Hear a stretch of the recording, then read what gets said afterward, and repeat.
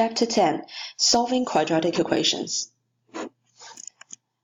The standard form of a quadratic equation is ax squared plus bx plus c equals 0, where a, b, and c are all considered as numbers, and the x is the unknown that we want to find. Since it's a quadratic equation, the coefficient of x squared cannot be 0. What happens if a equals to 0? Then, well, you will only have bx plus c equal to 0, and that becomes a linear equation. So, solving quadratic equation is essentially to find all the values of x that would make the entire value of ax squared plus bx plus c to be 0. So, any of the x, when you substitute into this expression, this entire expression equals to 0. No fact law. If the product of two numbers is 0, then either or both of the two numbers is 0. That's the idea.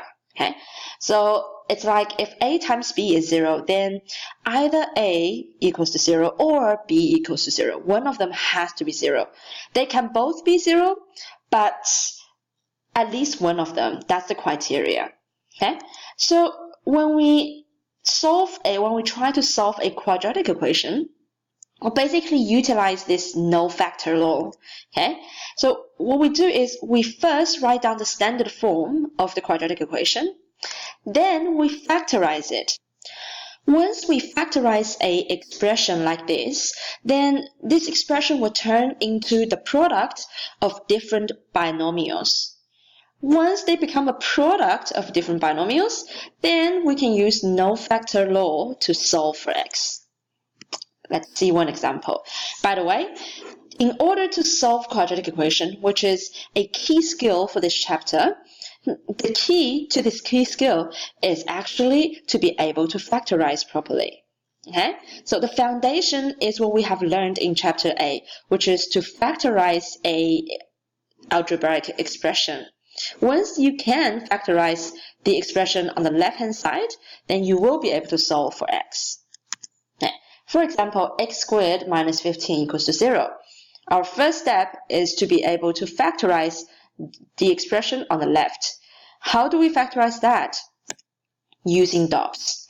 So it's 1 squared minus a number. That number is actually root 15 squared.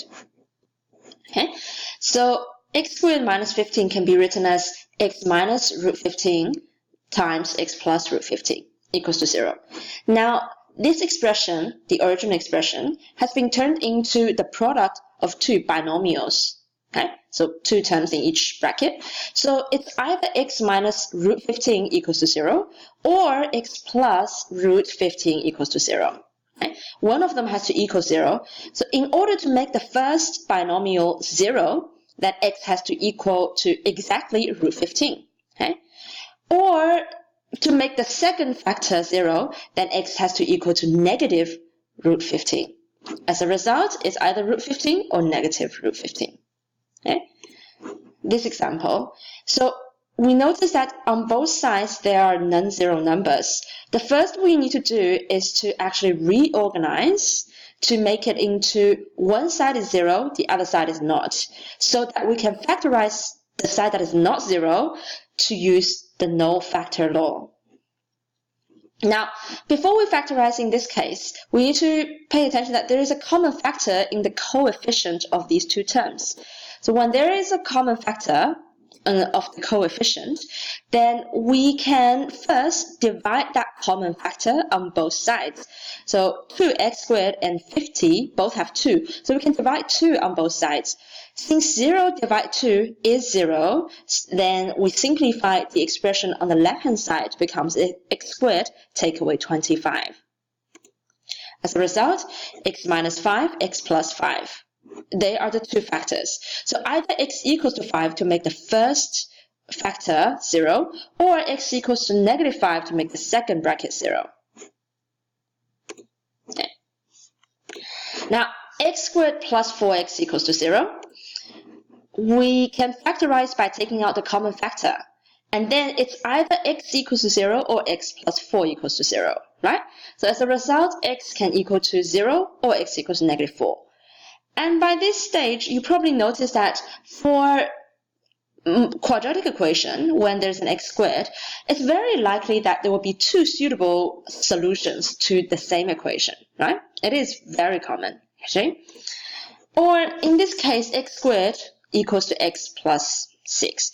So we need to reorganize it into a proper equation with 0 on one side and non-zero expression on the other side. So we reorganize it into x squared, take away x, take away 6 equals 0. Remember, how do we organize that is we cannot change the equivalence. We can only do so by doing equivalent things on both sides. So if we wanted this x to disappear on the right-hand side, we need to make sure that on the left-hand side, there's a minus x, okay? So you minus x on both sides, then minus 6 on both sides, okay? Then we can factorize by finding two numbers, multiply to make 6, negative 6, and then add up to become negative 1. So it can only be negative 3 and plus 2. And as a result, x minus 3 equals 0 or x plus 2 equals 0, and x equals either 3 or negative 2.